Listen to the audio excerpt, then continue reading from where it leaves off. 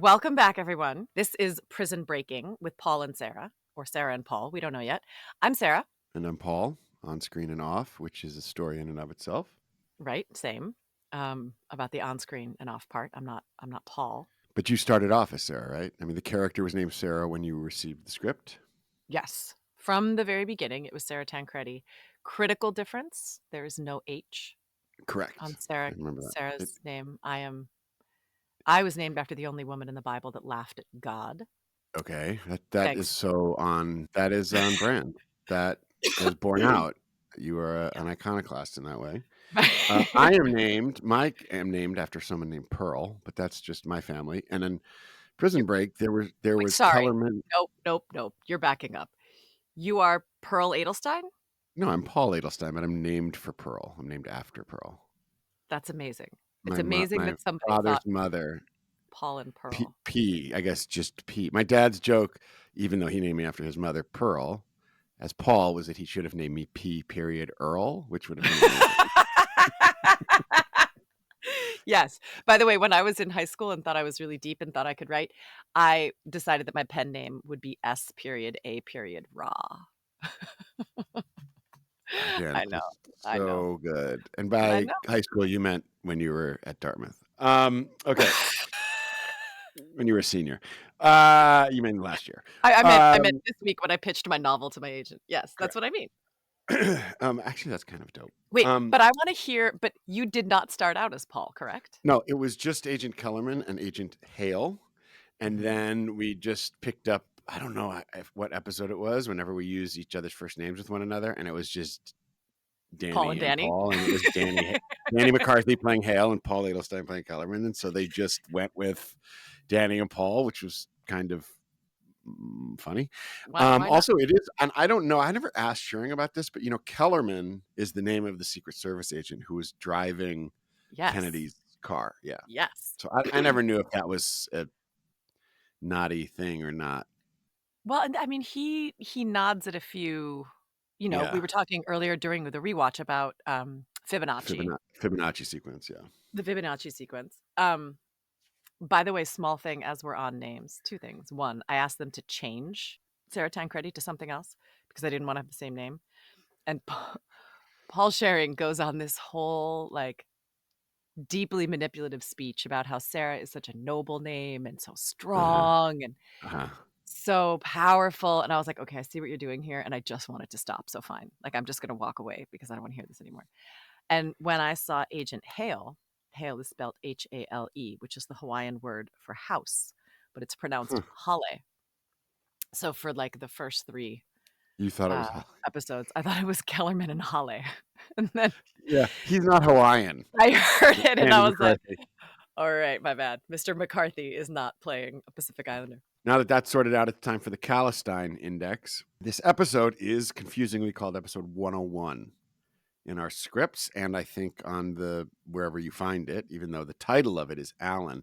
Normally in television, the pilot episode of a show is called episode 1. If it's season 1, that makes it episode 101.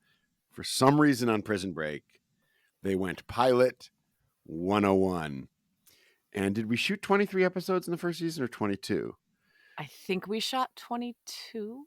But it was listed as 123 because no, it would have been 120. No, it was listed as 121. Okay, sorry. Yes, yeah. This episode is a Fibonacci sequence. Doing math. Yes. Anyway, that was confusing for us. It's probably not confusing for the audience.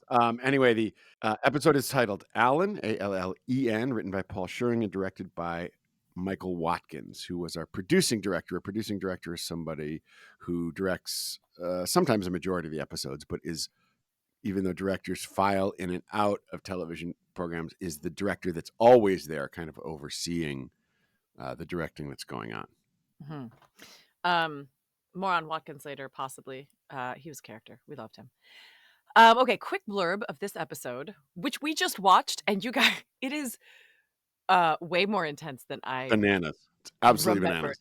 It ends There's a half season of plot twists in one episode. That is exactly right. That is exactly right. If the show was on HBO, it would have been like 4 seasons of plot twists potentially because they're very slow burny, and this was very bonfire. This was like light a match, burn it down.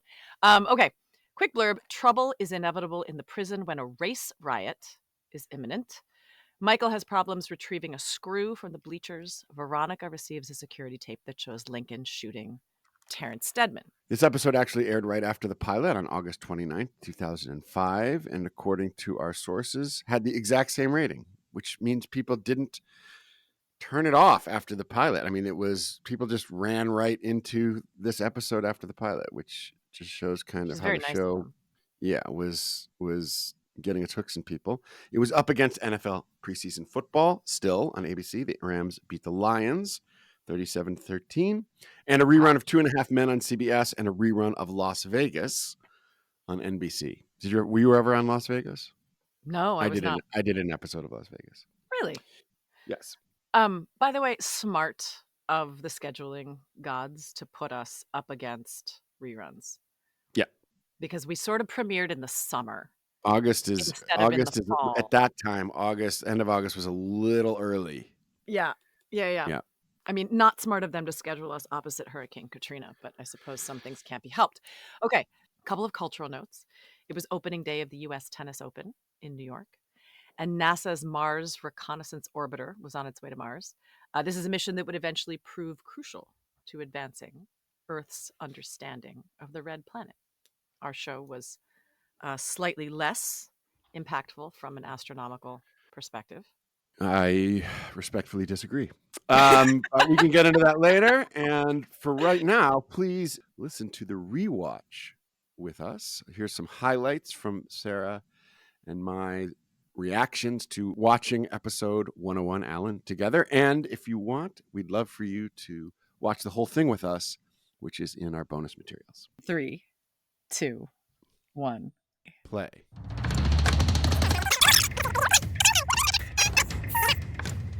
You know, Rockman was probably one of the best known actors on this show.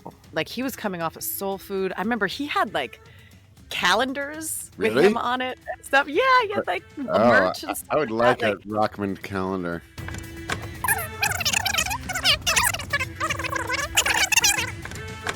We picked up the pilot. Fantastic. We're going to go race riot. We're going to go murder. Yep. We're going to send our lead all the way down a rabbit hole. Like, none of the plan is going right, and we don't even know what the plan is.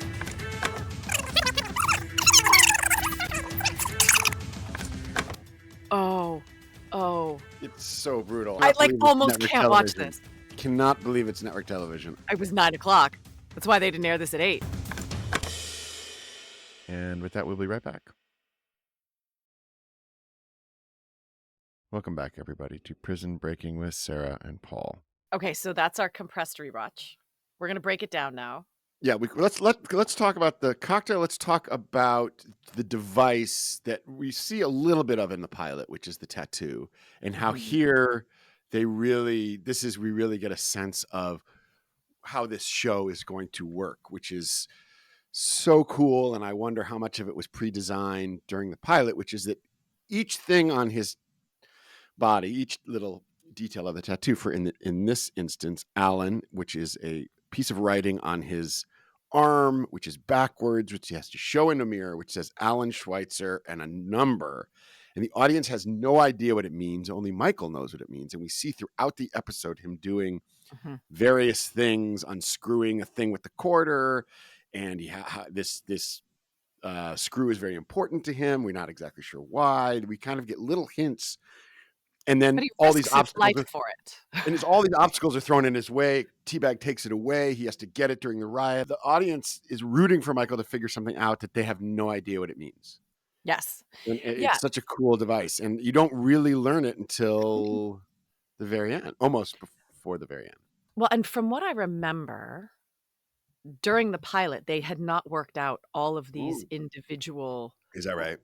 Plot points. And so they were careful never to be too close on the tattoos in the pilot, because when we punch in on them episodically as they broke the season, there were very specific things that Yeah. they needed that they Yeah. sort of mapped onto his body into places that like, "Oh, we Sure. haven't seen his back shoulder. We haven't done this."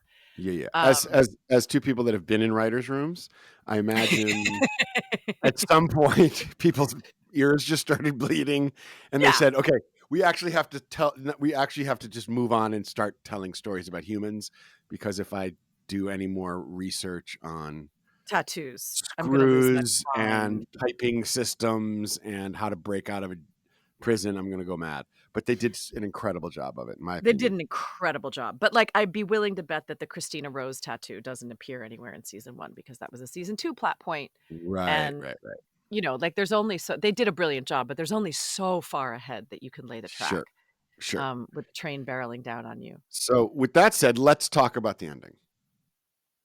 Holy effing S. I suppose we can swear on this, right? This is our I don't know, podcast. can Holy we? fucking shit, dude. I mean I'm I shaking my mean, head in disbelief. Even at the it's time, I remember reading it because we didn't have scripts in it too far in advance.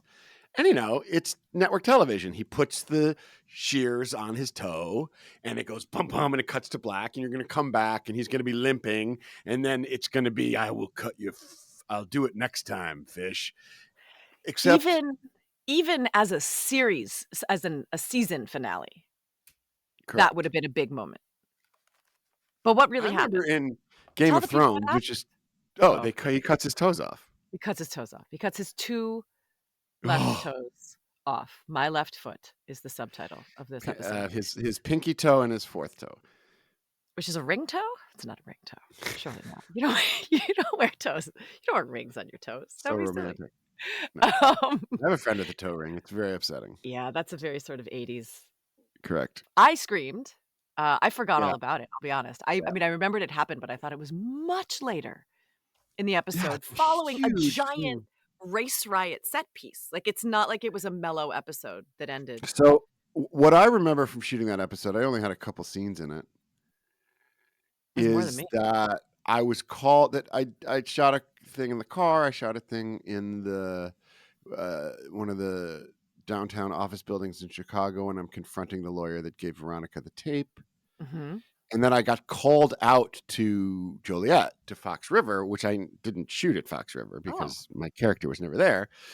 And it might have been in the next episode. And it Oh, was right. insanity. They were editing episodes and they realized that they needed shots that they didn't have, which Yes. happens on television shows often. Yeah, But especially a this, big one like this. yeah, it was chaos. And Watkins felt like he was directing this 3 shows at once. Mhm. So there was a camera inside the building. They were shooting in the yard. There were cameras inside just shooting inserts of things, Mhm. telephones, guns, videotapes, just shooting.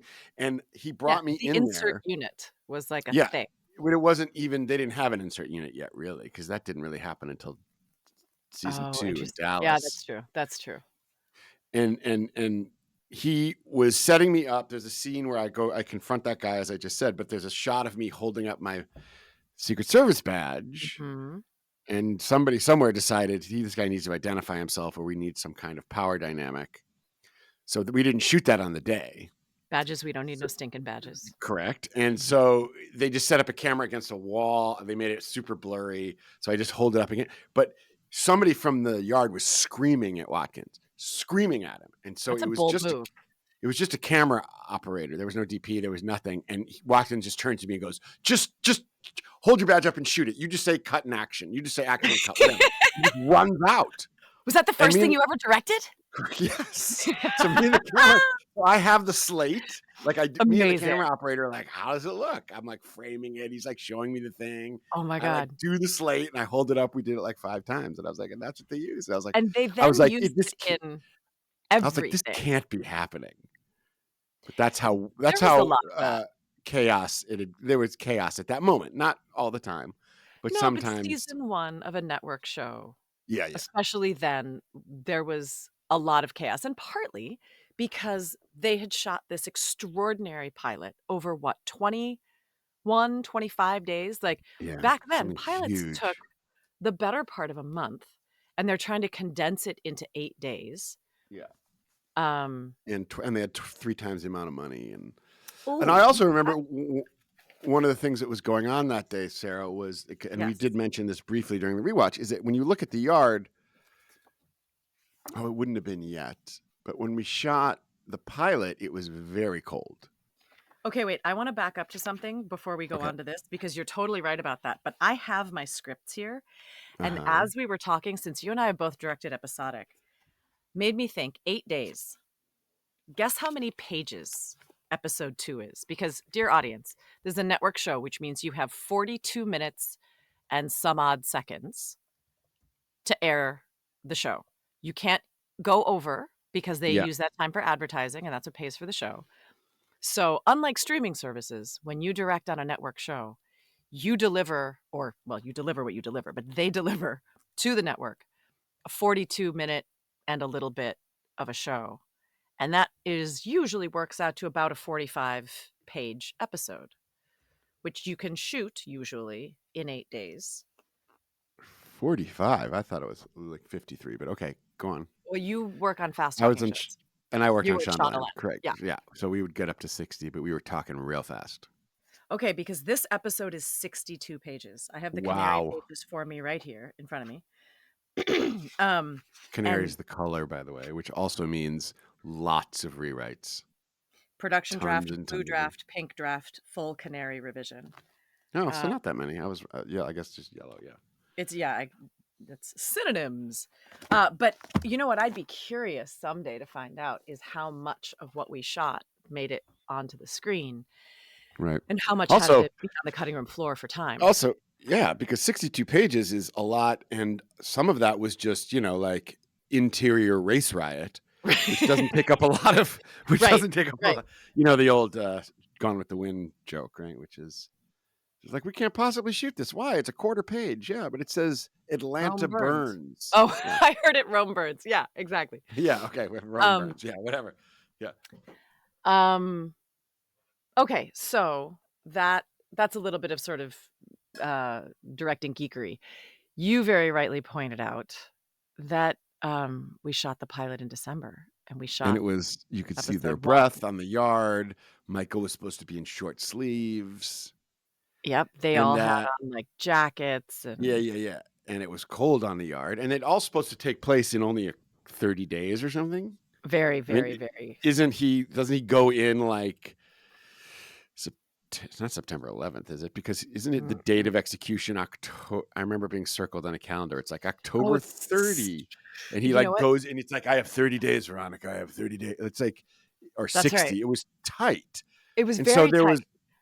I remember, so we started shooting the season in July or August, which is great. I mean, hot for those guys out in the yard. But I think by, it was around I feel like it was around Independence Day, like around July 4th or something.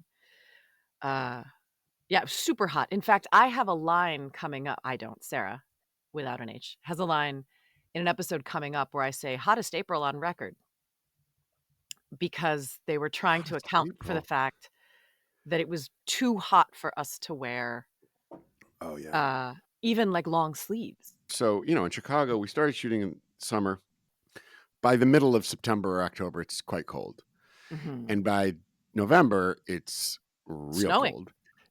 But I also remember them having, because it wasn't snowing when we shot the pilot, them having to melt snow in the yard to have them Really? walk around. Oh, yeah. I remember guys with blowers Oh my gosh. blowing the snow and trying to melt the snow to get certain shots. Well, and there's that shot in English Fits or Percy where Michael pops out of the roof and it's just driving snow. Like it's almost a whiteout. It was just blizzarding. Yeah. These are the exciting things that happen. Yes. But I will take it because Chicago gave us so many amazing Oh, yeah, yeah. actors. Not to mention, I mean, a really cool place to be, right? So one of the things that happened between between the pilot and episode 1 is we both moved to Chicago, Yeah. which I was born in Chicago. I was born in Michael Reese Hospital, which You has were? since been taken down. Same Everybody hospital. I grew up with was born in Michael Reese Hospital. Well, you can put me on the list. Yeah. We moved to Uh, Hawaii when I was a baby, so the first time I ever remember living in Chicago was for Prison Break. But it was great city, and And I you were loved it. married. You and Josh were already married. Yep, we were already married. We got married in '02. Okay. So we hadn't been married very long, but we didn't have kids, and it was a great city to, Right. like, Point run of information, the scene in this episode in Millennium Park, around. Mhm.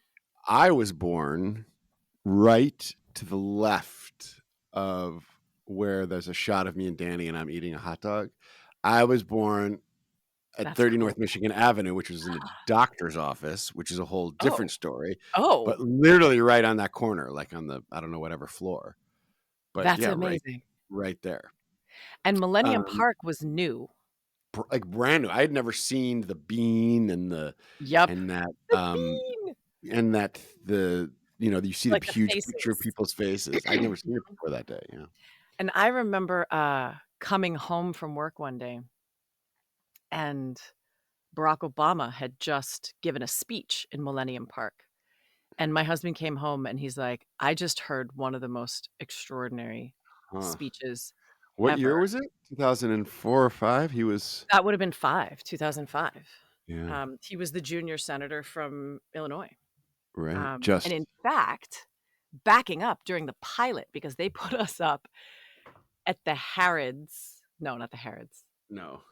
Harrah's Casino, in Joliet during the pilot. Oh, in Joliet, because I stayed downtown.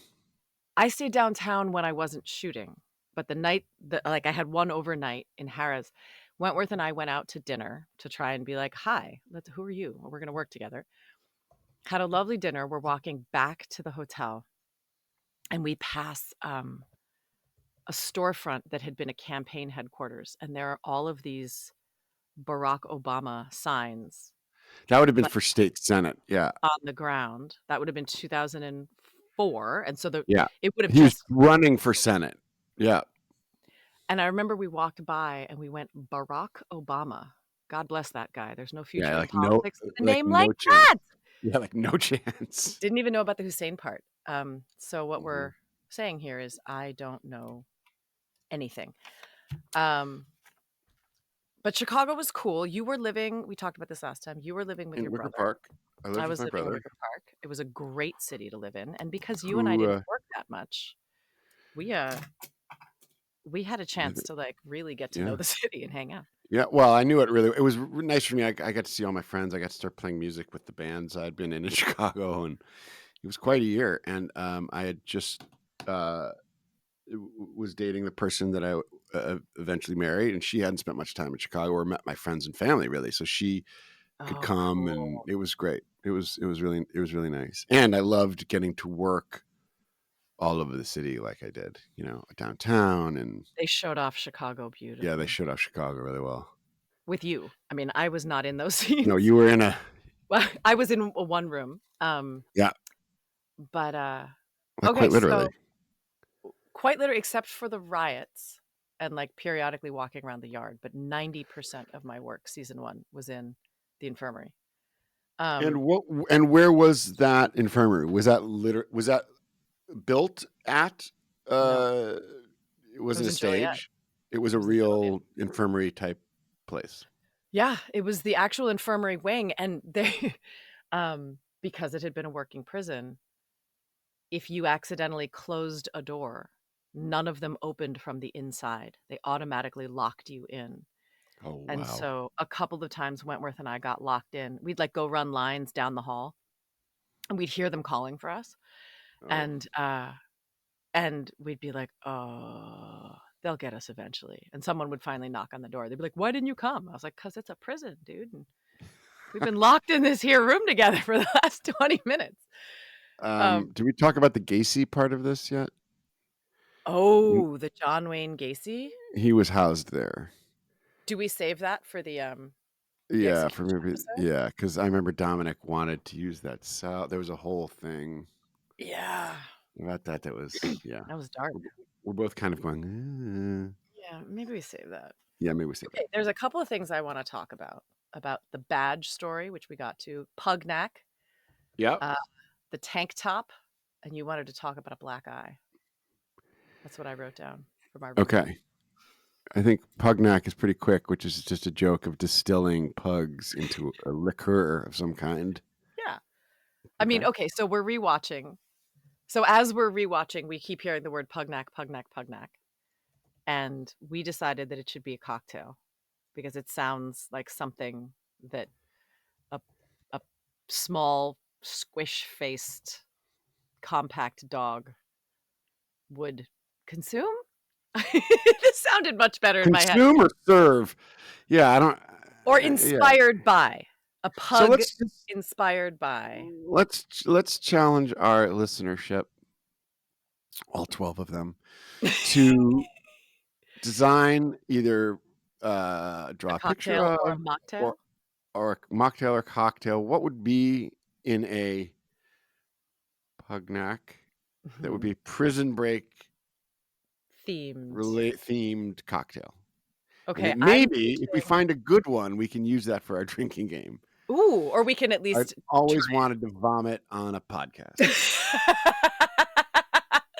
So, okay, so there's a version that's like 1 part cognac, 1 part Pernod, 1 part, tonic water, serve over ice. Ugh, ugh. I don't really know what Okay. Pernod tastes like. Um, I suppose you could also go for prune juice and cognac, which Yeah, but sounds like what's the? It's also I've always wanted to have to go to the bathroom on a podcast. We're just going to do all these things. It has to be it has to be Prison Break related. So don't ruin our okay, 12 listeners' fun. Let them come up with it, and alright. we could just judge it later. That's much more fun Pitch than having us to your create best. something, as This we is the know. Great Pugnac Challenge. Great. By the way, please don't use actual Pugnac in the making of these cocktails because it's a pharmaceutical and that's bad for you. Oh, right. I thought you were going to say don't get any pugs and distill them into liqueur because that Also, would don't also be do that, horrible. but I don't think that's something we should have to say to Okay. people, to Mm. be fair. We'll You check in never with the know. lawyers. We'll You check in with our lawyers kn We'll check in that we with don't have. our lawyers at Dewey, Cheatham and Howe. That's a Yeah. reference to Click and Clack, the Tappert brothers, Oh who my God, do we cheat are him? How that's amazing. funny. Um, okay, there was something else that I was thinking of. They cut to Muse Watson at some point Oh yeah, during the and you said riot. he was cut. He ripped, absolutely ripped. I feel like he would win the arm wrestling contest versus anybody in that cast, which is amazing because it was a pretty cut cast.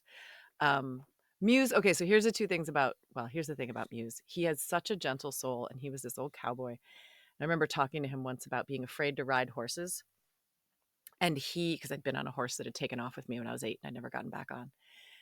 And he talked me through how to ride safely and without fear, without ever being near a horse, which just Wow, impressed that the is. living daylights out of me. He was And like, did it bear out? Did you try it? Did it?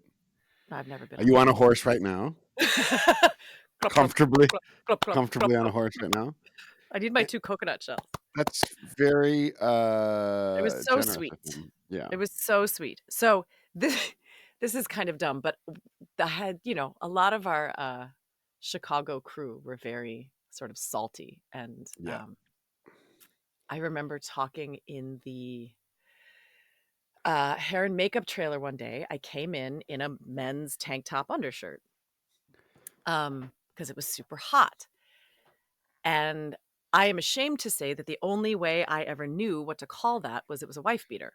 Uh-huh. And I said something about like, "Oh yeah, sorry to just come in here in a wife beater, but blah blah blah." And one of our hair and makeup ladies was like, "What did you call that?" And I was like, "Oh my gosh.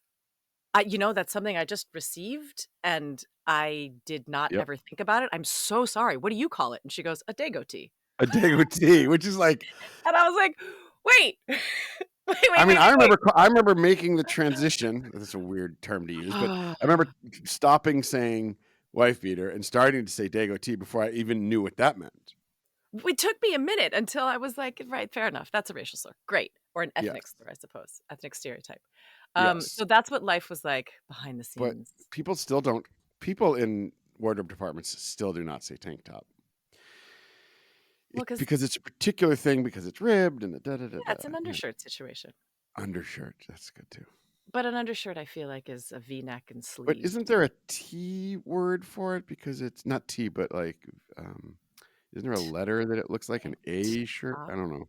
I have no This idea. is I really don't. I'm boring myself to tears. And we will be right back.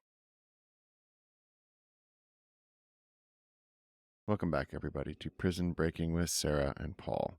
What else was it you Oh, you wanted to talk about my black eye. So Sarah has a slight, very slight discoloration under her right eye that I remember being the cause of some consternation for you because you were like, stop trying to cover it up, or it was impossible to cover up. I remember at one point or something, like it just kind of comes through. I you know, I mean, I notice it in the show, like, in that I'm barely in episode, 1 here, I but I did did not notice it. I just remember looking at your face, remembered that it was a thing. I mean, look, if I am wearing no makeup, people come up to me and ask me if I'm okay. Uh-huh. It's dark enough that Uh-huh. it looks, it looks like I got popped. When I was in grad Whoa. school, a bunch of my teachers had, like, an intervention because they knew that my Whoa. husband had been a martial artist, and they were like, "Are you okay?" I was like, "I really appreciate that. But y'all be here for 3 years, and it's never gonna go away." But it's not just under my eye, it's also the eyelid, and it goes above my eyebrow all the way Oh. back into my hairline. And so it's pretty Can you significant. are you comfortable telling us what it's from? Well, I mean, 2 things happened. I'm told by doctors that neither one of them medically could produce this result, and yet here we are.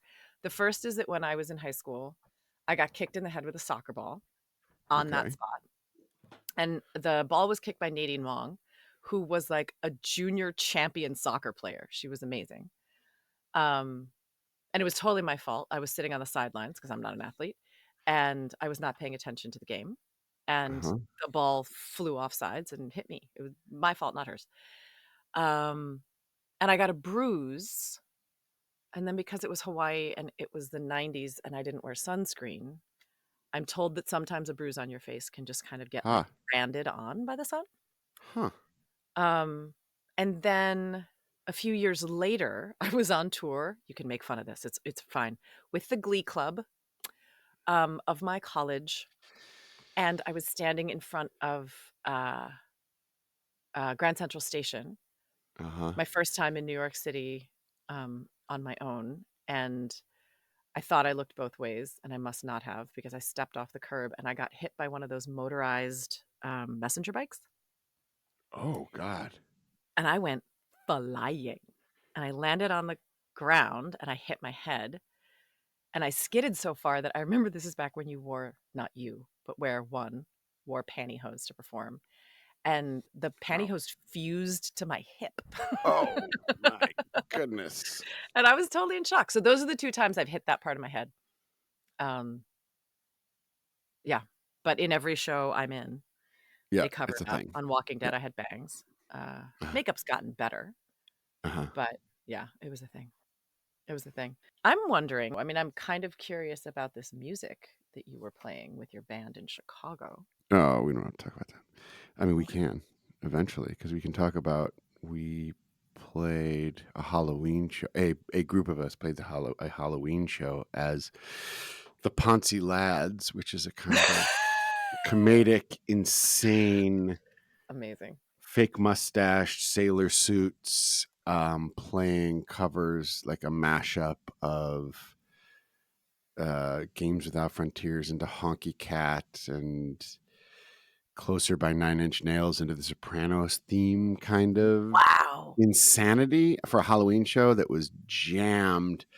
As you know, Chicago, well, everywhere Halloween Chicago now, but Halloween in Chicago was pretty parties. insane. And a Yeah. lot of the Prison Break cast came and they, frankly, just didn't quite know what to make of me after Well, seeing is me this as like on our show? like a crew cut Secret Service agent into a guy like in a long blonde wig with a mustache and looking kind of like the guys from Three Dog Night on crack. Amazing. By the way, I can we think the have other some thing of to those talk about is songs that there sound was the effects? introduction of a huge character in which was Teabag, played by Theodore Robert Wicker. Bagwell Yeah, who and his becomes pocket and both his appear. pocket, which becomes a huge plot point and point of thorn in Michael's side, a big wrench thrown into his plans for season after season. Season after season, and a very much a fan favorite, which is both troubling and understandable. Maybe, I mean, he's drawn with such a Yeah. thick brush. I remember doing, I think it was between season 1 and 2. Robert and I were invited to the Indy 500 to, do a This is lap. Robert Nepper who played Teabag. Yes, thank you for Mhm. clarifying. Mhm. To do a lap in the pace car and do some of those events and stuff. And they invited a gang of celebrities. Richard Marx was there, which made my teenage heart all aflutter. Gene Simmons Wow. was there, which my husband thought was the Wow. coolest thing ever. And his spectacularly beautiful wife. And I found this out at the time. The Indy 500 is the largest live sporting event in the world. Oof. Like 500,000 people show up, Oof. and and we did a lap in the pace car, and they went bananas for Teabag, to the point where I was like, I'm not sure this is healthy. They loved him. The NASCAR set was all about the Bagwell. Wow. But yeah, it was intense. And it's a hell Also, of an introduction. oh my God, yeah, it's a hell of an introduction, and it's quite a arc. And also, I mean, they named him Teabag, and it ended up on network TV. Yep. And do you think that's because the people who would have objected didn't know? Yes. 1,000%. What do you think happened when, like, halfway through the season, people started It's kind realizing, of really. "Oh my God."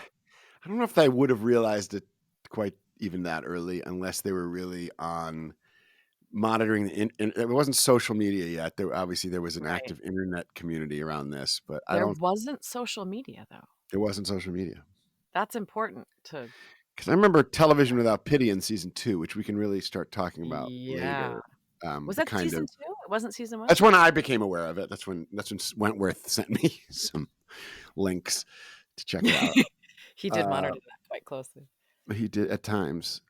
He was actually very sweet about it. And but yeah, I wonder. I mean, Oh, man. once that cat is out of the tea bag, you can't put it back in. So to speak, we should find out. We should have one of our producers on at some point and go, hey, or Talk to maybe Fox. Paul Scheuring would know. Yeah. How did you get this past people? By the way, for those of you who don't know, don't Google it, because you'll never be No. the same. Just Right. ask a teenager in your life, and be prepared for them to be horrified. Upset you. Yeah. Yeah, and they'll be upset that you asked. But you can say Oh, yeah. it's for a podcast, and I'm sure they'll understand. Okay, No, they won't. Okay. let's wrap it up. This episode was really fun. I'm still getting over the toes thing. Yep. Yeah, thank you for spending a little bit of time with us while we talk Yeah. about Very, Chicago. very. I was kind of when it ended, I was really a little. I was like, maybe we should just roll right into the next one, because it's got its I hooks in know. me now. I want to just keep watching. But okay, so our next episode, we will have a special guest with us. And I'm Yes. excited to watch the show with our special guest. So we'll take a Yes. beat in between. Thank you. We should have some kind of cool sign off. We should come up with a sign off.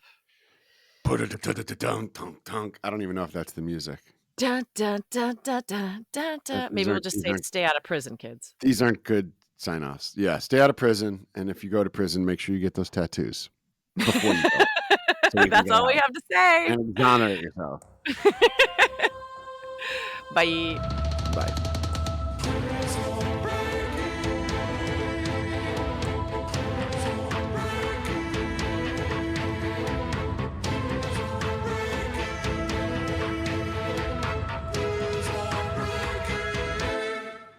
Prison Breaking with Sarah and Paul is a Caliber Studio production. Your hosts have been friends, but not besties, Sarah Wayne Callies and Paul Adelstein. Our prison warden has been producer Ben Haber. Keeping us slim and trim in the prison yard has been sound designer and editor Jeff Schmidt. Keeping us up to date on the outside world is production assistant Drew Austin. Letting the world know what's been happening to us in prison is social media manager Emma Tolkien. Our music was done by Paul Adelstein. Our prison artist, logo, and brand designer is John Nunziato and Little Big Brands. Check him out at www.littlebigBrands.com. Follow us on Instagram at Prison Break Podcast. Email us at prisonbreaking@caliberstudio.com. And call us at 401-3-P-Break. Prison Breaking with Sarah and Paul has been a Caliber Studio production. Thank you for listening.